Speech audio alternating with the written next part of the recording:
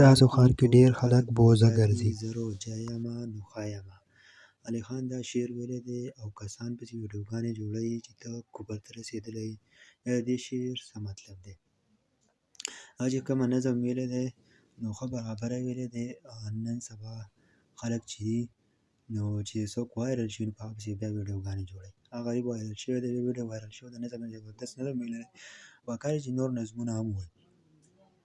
بل دا چې په ښار کې ټول خلک بوزه دی، زه روجه یمه نو ښه یمه. په ښار کې خو بلا شی هسپتالونه وي، په ښار کې څوک نه نیسي روژه، هېڅ پته نه لګي. دا شعر خو ښه صحیح دی، هسې نه ده چې په ښار کې قسما قسم خلک وي، یا څوک بیمار وي، یا ځینې خلک هسې هم نه نیسي. لکه زمونږ د تره زامنو کشمیر ته تللو، په کشمیر کې به خلک کولیان خوري، د سره یې نیسي. نو داسې خلک پکې وي.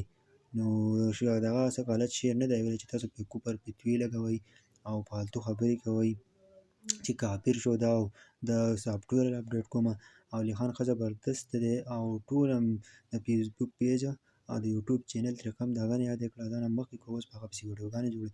دومره ناروا مه کوئ. الله په امان.